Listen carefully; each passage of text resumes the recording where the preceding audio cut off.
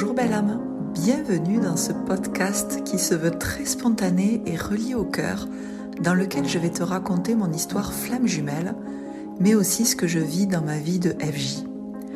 Dans cet espace, je vais également te partager les sujets qui font sens pour moi et qui me tiennent à cœur en lien avec bien sûr les flammes jumelles, mais aussi la reconnexion à soi. Je suis Marissa Hugued, en relation FJ depuis plus de 25 ans et mariée à ma flamme jumelle. Je suis éveilleuse d'âme et auteure. J'accompagne depuis presque 10 ans maintenant les personnes qui viennent à moi en étant reliées à leur âme. Je leur transmets les messages que j'entends, que je perçois, tout en libérant leur mémoire bloquante.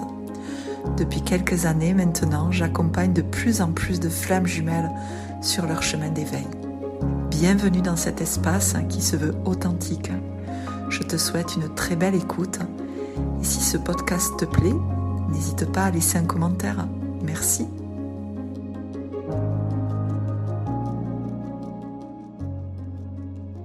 Bonjour belle âme. Une fois n'est pas coutume, je t'emmène dans ma balade quotidienne pour te parler d'un sujet qui me tient à cœur. Et si en cette année 2025, tu retrouvais une part de toi, la part de toi qui te manque. Alors tout d'abord, je veux te présenter mes meilleurs vœux pour cette nouvelle année. Voilà, qu'elle te soit remplie de rire, de joie, de bonheur, de paix. En tout cas, c'est tout ce que je te souhaite.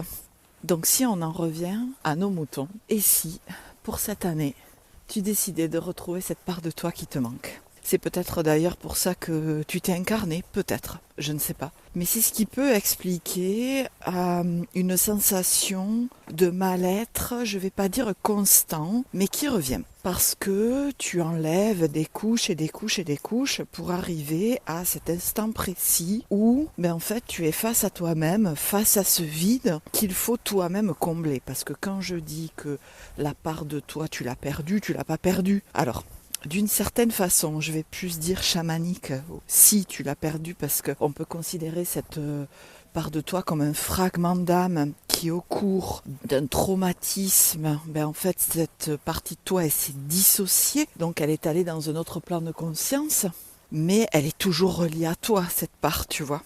Donc, à la fois, tu l'as perdue, et à la fois, elle est toujours là, il faut, à mon sens, la réintégrer, et c'est tout le travail que tu fais sans peut-être même t'en rendre compte.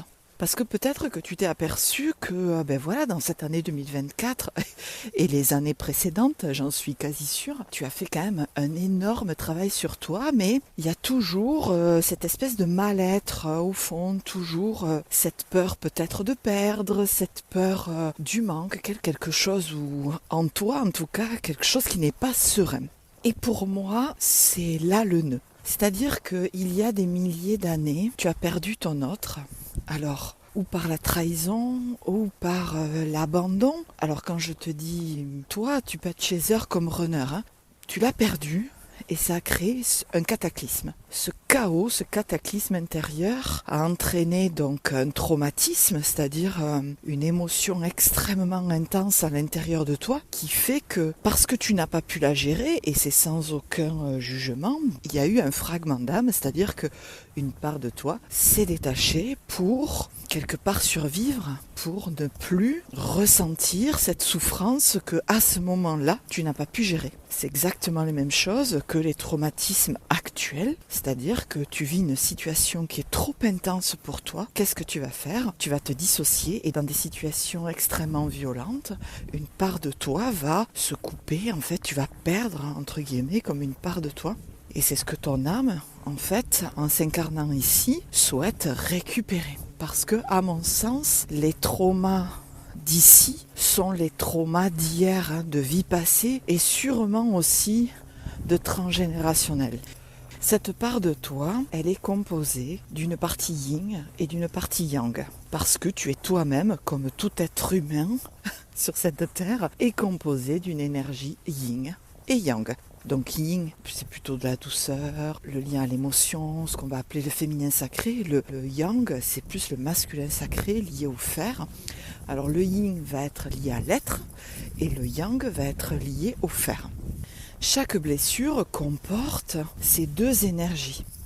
Et donc pour réintégrer ce fragment d'âme, pour retrouver cette part de toi, il y a besoin du coup d'harmoniser ce yin et ce yang en toi. Et c'est clairement ce que tu fais chaque jour et dans chacune des thérapies que tu entreprends. Il n'y a peut-être pas une volonté précise d'harmoniser ton yin et ton yang, mais quelque part c'est ce que tu fais. Quand tu apaises une blessure, tu vas automatiquement équilibrer, harmoniser en toi ces deux énergies.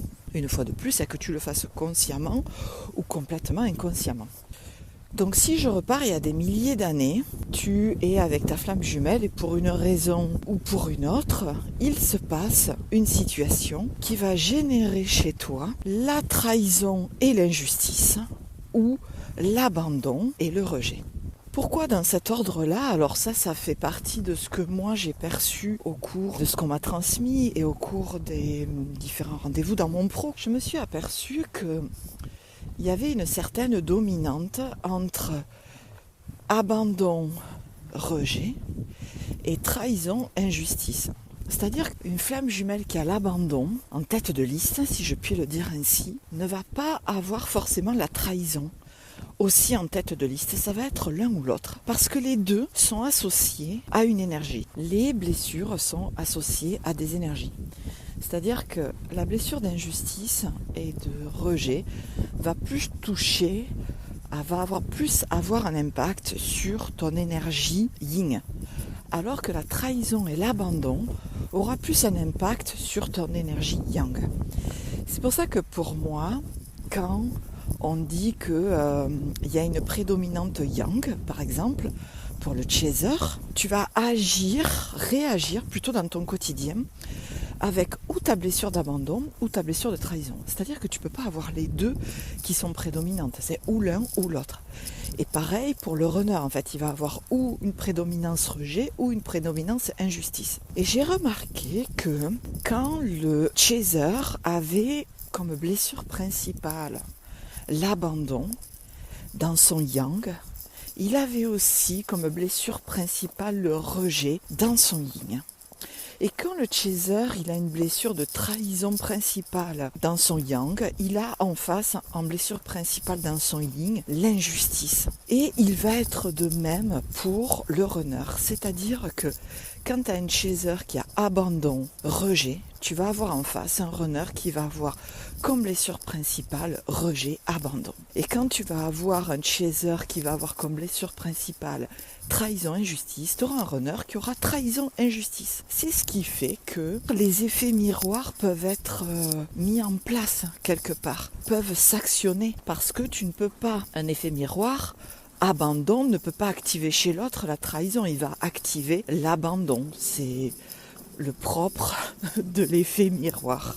Parce que ce que j'ai oublié de te dire dans ma quête de cette part de moi, j'avais tendance à harmoniser ma blessure de trahison puisque moi, je suis un chaser avec une blessure de trahison principale, je vais dire comme ça. Je me disais mais je ne comprends pas pourquoi cette part de moi, j'arrive pas à la réintégrer. Pourquoi il y a toujours une forme de mal-être? Parce que je n'avais pas apaisé ma blessure d'injustice. J'avais apaisé la partie yang, j'avais commencé à apaiser la partie yin, mais pas complètement. Et tant que je ne l'avais pas fait, quelque part, je ne pouvais pas réintégrer cette part de moi qui était blessée dans son côté trahison, injustice. Je ne sais pas si tu vois ce que je veux dire, parce que j'ai jamais vraiment abordé ça comme ça. Et quand j'ai fait cette découverte, en tout cas, j'ai trouvé assez libérateur ce côté ah mais attends, ma blessure de trahison ça va mieux, mais pourquoi je suis toujours dans cette espèce de mal-être? Ben oui, mais parce qu'il y a le côté yin qui me manque. Ce fameux côté yin, quand t'es chaser, que t'as mis à la cave, là, sous le tapis, l'émotionnel que tu ne connectes pas, de soi à soi, hein. Tu vas le ressentir pour les autres, mais pas pour soi. Donc, quand j'ai commencé à apaiser cette blessure d'injustice, qui était quand même très bien cachée, voilà, ça a été mieux. Et j'ai pu petit à petit réintégrer cette part de moi qui me manque. Et c'est une part de moi qui est liée à mes capacités, à tout ce qui est channeling, lien au défunt. Alors, ce qui vaut pour moi ne vaut peut-être pas pour toi, tu vois. Je pense que ça renvoie une fois de plus à cette complétude intérieure qui, tant qu'elle n'est pas là, ben ça crée comme une espèce de vide en soi qui peut se remplir de tout un tas de choses entre guillemets, énergétique, pas très cool, et dont on va vibrer, et en fait tu te dis, mais je comprends pas, en fait, malgré tout ce travail, c'est toujours creux, c'est toujours vide, ça ne marche toujours pas. Ceci peut donc expliquer cela. Alors tu vas me dire, non mais attends Marie, 2024 ça a été chamboulant, on va pas repartir sur 2025 pareil. J'ai pas la sensation que 2025 soit pareil, même si, alors on est en énergie 9, le 9 c'est 2025, donc c'est 2 plus 2 plus 5, et une énergie 9 c'est on clôture un cycle. Donc on va se délester, terminer de clôturer certains chapitres, et peut-être que retrouver cette part de soi, c'est aussi clôturer certains chapitres, mais c'est finir le puzzle que tu as commencé il y a peut-être des années, donc je trouve ça plutôt positif. Donc, si je devais résumer, aujourd'hui, peut-être qu'il te manque une part de toi. Cette part de toi, c'est comme un fragment, comme une entité, on pourrait le considérer comme un enfant intérieur, mais c'est plus au niveau de l'âme. Cette partie de toi qui te manque, entre guillemets, elle est reliée, comme toute part de toi, à un yin et à un yang. Pour pouvoir la réintégrer, tu as besoin d'apaiser ces blessures yin et yang. Donc tu peux avoir trahison, injustice, abandon, rejet. Et en faisant ce travail d'apaiser en fait ta blessure principale yin et yang, tu vas pouvoir réintégrer cette part de toi en toi, et pour reprendre l'image que j'aime beaucoup, finalement, c'est de finir le puzzle pour te sentir complet et complète. Alors, je ne dis pas que la complétude va être là à 100%, parce que tu le sais, il y a des hauts, il y a des bas, il y a des couches, mais il y a quand même une certaine accroche à l'intérieur de soi où quand tu t'es senti complet et complète, tu ressens un certain aplomb, tu ressens une certaine sécurité en toi qui fait que oui, tu vas avoir peut-être des peurs, c'est normal, on est humain, et puis comme je te le dis, en fait, la vie, il y a des hauts, il y a des bas, mais tu vas pouvoir aller chercher en toi les ressources qui sont en toi, parce que c'est ces mêmes ressources qui t'ont permis d'apaiser ces blessures, trahison, injustice, rejet, abandon. Trahison, injustice, pour ceux qui ont la trahison et l'injustice principale, et abandon, rejet pour les flammes jumelles qui ont l'abandon et le rejet en principal. Même s'il y a d'autres blessures comme la culpabilité, la honte, l'humiliation, mais tout le chemin qui te permet d'apaiser ces blessures-là, en fait, te font découvrir des ressources où tu crées finalement un socle en toi où tu peux revenir à cette complétude, même si tu n'arrives pas complètement à la toucher, tu vois. Tu ressens une sécurité en toi. Il y a quelque chose qui est acquis, et je suis sûre que tu as déjà vécu ça depuis que tu fais tout ton travail sur toi. Tu as acquis certaines choses où finalement tu ne te poses plus la question. Mais tu vois bien, si tu as fait une rétrospective de tout ce qui s'est passé pour toi, de tout ce que tu as vécu, de toutes les leçons apprises dans cette année 2024, tu vois bien qu'il y a des changements intérieurs qui se font de façon complètement consciente mais aussi inconsciente. Mais en fait là c'est la même chose. Donc voilà, j'avais envie de commencer cette année par cette proposition. Et si cette année 2025 c'était l'année où tu allais chercher, récupérer, recouvrer la part de toi qui te manque, entre guillemets, pour être enfin toi-même. Parce que le bénéfice derrière tout ça, c'est oser être qui tu es. Et oser être qui tu es, c'est te vivre tel que tu es. T'exprimer, poser des actions qui vont dans ton sens, mais aussi t'exprimer dans ton sens. Autant ça va être poser des limites, mais surtout ça va être aller vers tes envies, tes besoins, et les poser dans la matière. Et c'est ça, je trouve, qui fait toute la différence. Et tu auras ce socle en toi. En fait, tu te poses même plus la question. En fait, quand tu réintègres cette part du puzzle qui te manque, tout devient, je dirais pas plus facile, mais tu as un socle en toi que peut-être tu n'as pas à l'heure d'aujourd'hui. Donc tout ça, c'est très, très ouvrant, c'est très porteur, et tu peux enfin te déployer, parce que ce traumatisme issu d'il y a des milliers d'années, ça a été peut-être le premier traumatisme qui n'a fait qu'enchaîner les autres. Il y a quelques temps, j'ai fait un rêve où effectivement j'ai revécu ce trauma et on me montrait toute l'incidence, toutes les conséquences qui n'étaient que souffrance, où l'autre pouvait avoir une emprise sur moi, mais quelque chose d'assez impressionnant. Autant te dire que c'était plus un cauchemar qu'un rêve. Donc tout ça, c'est pour le mieux et se déployer. Bon, je vais arrêter là. J'espère que ce nouvel épisode de cette nouvelle année t'a plu et peut-être mettre des mots MOTS sur des mots MAUX, parce que personnellement, lorsque j'ai compris ça, que cette part de moi me manquait et que j'avais beau aller à droite à gauche, j'avais beau en fait faire des routines, aller en thérapie. Alors je dis pas qu'il fallait pas et que j'y allais pour rien, mais c'est vrai que quand j'ai mis de la conscience sur cette part de moi qui manquait, bon, je me suis dit, en fait, le nœud il est là, point barre. Donc c'est vraiment tout ce que je te souhaite.